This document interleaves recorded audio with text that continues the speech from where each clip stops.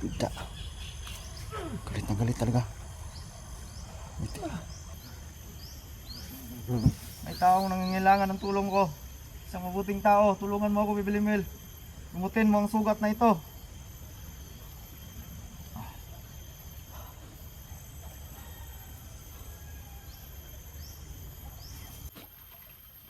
Yung bandana ni Bibilim lang na tol. Pinigay ko muna sa anak kong bunso, baka matamaan ng ligaw na bala, mahirap na. Birgar? Ha? Kaibigan, Birga? Ha? Halika rito, baba ka. Subukan natin gamutin yung sugat mo. Okay, gamutin ko rin yung sugat ng anak ko. Nasaan ba yung anak mo? Ha? Anak mo, yung kapatid mo. Si ano yun? Si Kevin ba yun? Nagkahiwalay kami. Ano ba? Nambus kami. Nambus kayo?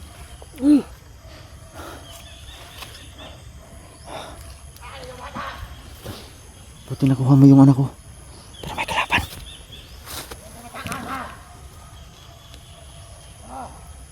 Kalaban. Baka marami sila.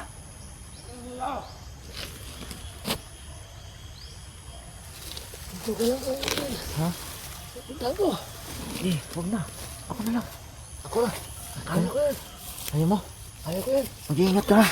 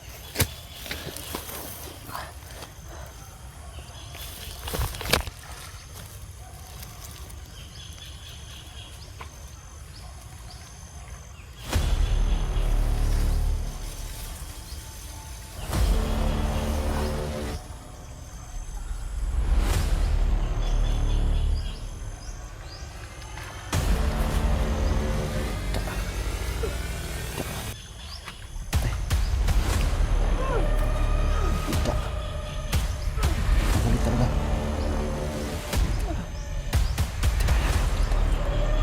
Ito talaga yung ano niya, mababago buhay niya.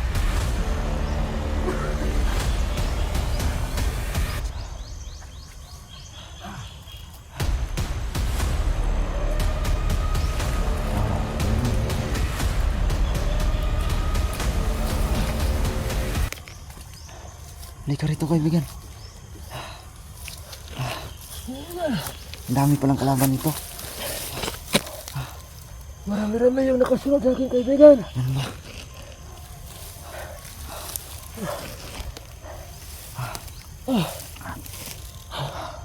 Tingnan ka kaibigan, oh. Gagamutin kita. Gagamutin kita. Tingnan.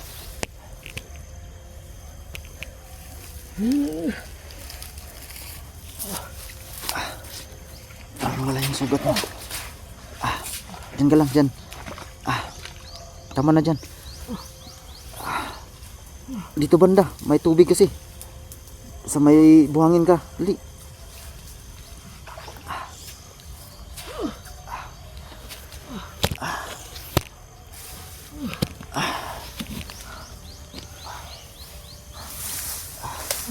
Tingnan natin si ano. Yung lugar. Tingnan natin si Tito.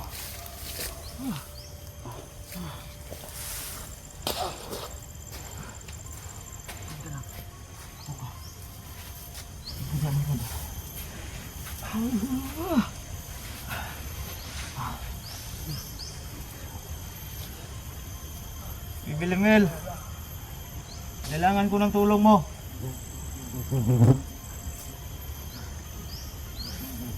May taong nangangailangan ng tulong ko. Isang mabuting tao, tulungan mo ako, Bibilimil. Gumutin mo ang sugat na ito.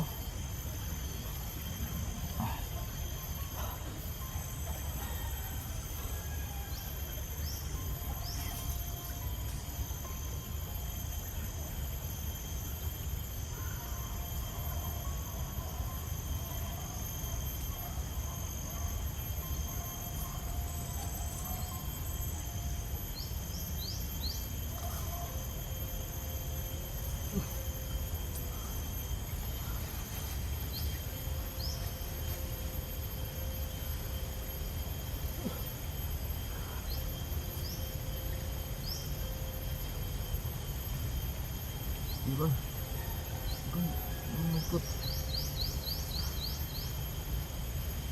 Ikot lang.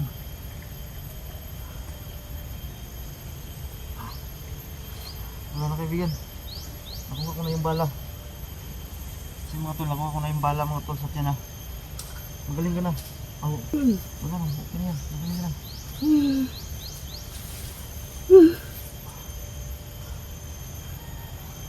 Gamutin ko muna yung sa anak ko, kaibigan.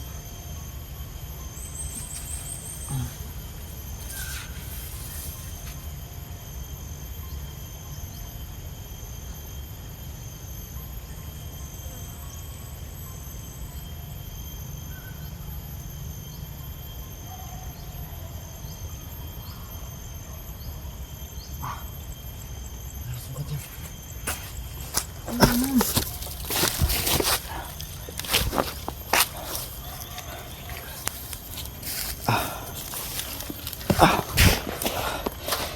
Salamat. Maraming salamat talaga sa iyo, kaibigan. Utang ko sa talaga sa iyo yung buhay ng anak ko. Kung hindi sa iyo, hindi ko talaga makikita yung anak ko. Wala nga naman kaibigan. Magaling na ba yung sugat mo? Okay na. Hindi na masyadong mahapdi. Magaling na yan, wala nang problema. May iba tayo. Nasaan yung kapatid mo na sino yun? Kevin ba yun? Oh. Hindi ko na alam kaibigan kung nabuhay mo yun. Bakit? Nagkasiwalay kami. Ha? Nagkasiwalay kami. Naghiwalay kayo? Oh, nung inambos kami. Inambos? Oh.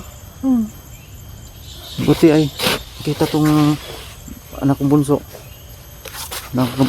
Napakabuti mo talaga, kaibigan.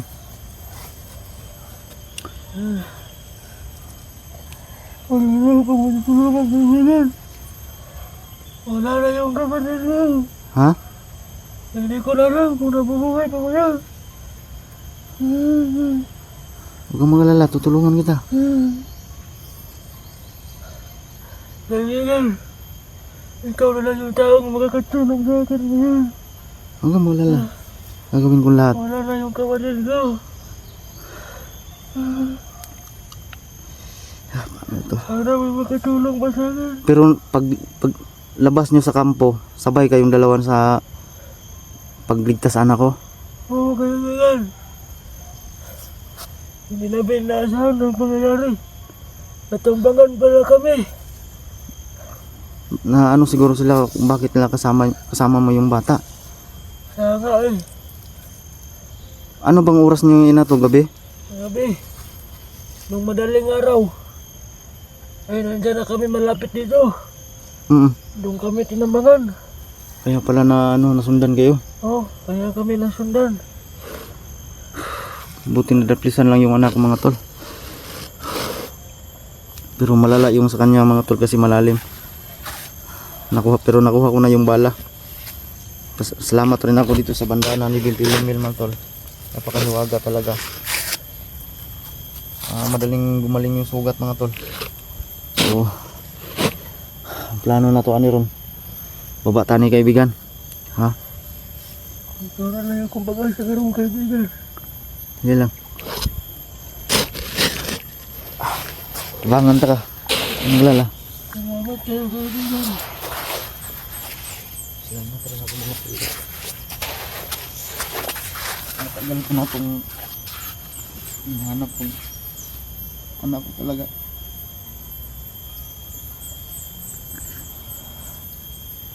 Buti na lang tol, iniwan sa akin bibiling-biling kong bandana yan. Hindi. Yung sugat nila na nabaril si kaibigan Daniel at saka yung anak ko. Wala akong magawa. Salamat talaga ako kay Bibilimil. Iniwan niya sa akin to.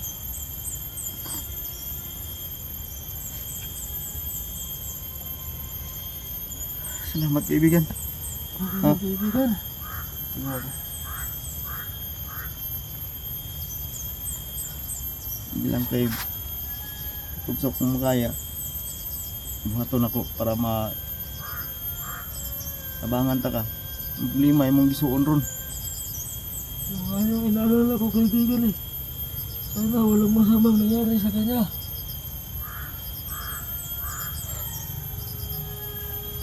Mga tol, nagkahiwalay pala sila ng dalawang kapatid niya mga tol. Ay yung isang kapatid niya si Kevin mga tol.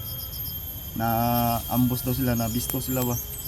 Siguro sa tingin ko ay nakita siguro sila na dala tong anak ko. May dala silang bata. Kaya nagduda. Yun. Ano na ngayon si Kevin? Hindi natin maisama pagbaba. Tingin mo, buhay pa kaya yun? Mahal ko ng kaibigan. Kasi parang siya yung hinahabol talaga ng mga bandido.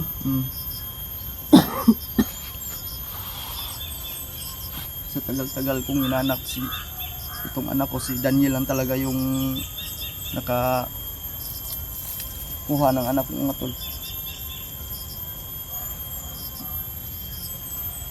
Balo ko nga perting isura yun.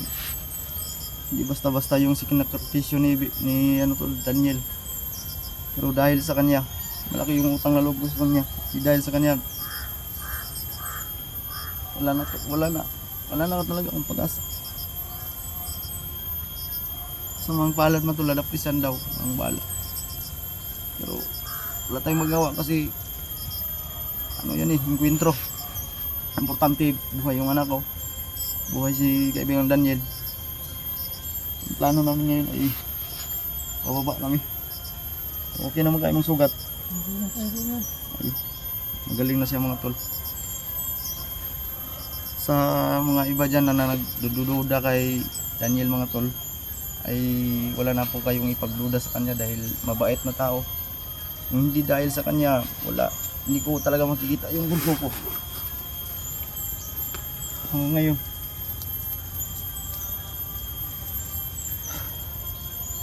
ang bahagia ang kaibigan ng safety to. Ay, subayan na ito ni. Sapa, Kaibigan. palihog ko sa camera kaibigan. Nagilom na yung sugat mo. Ano yan? Oo, ito kami sa ilog kami siguro tol dadaan para safety. Hindi na lang kami babalik doon sa dating dinaanan ko kasi may na-encuentro din akong bandido doon pero hindi na ako nag-video para hindi tayo matrace up mga tol kung saan lokasyon tayo dadaan mga tol. So importante dito na yung anak ko, ligtas na at kasama ko si Daniel, kasama ko sa subayan, ibababa ko mga tol.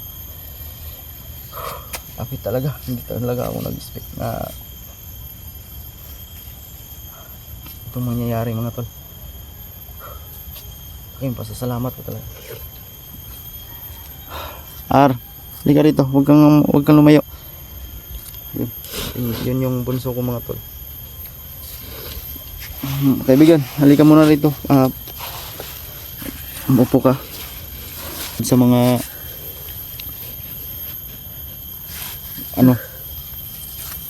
mga kasama ko, sa mga viewers ko. Alam ko na maraming nagdududa sa iyo. Pero humingi ka ng tawad sa kanila para mapatunayan talaga na magbago ko na.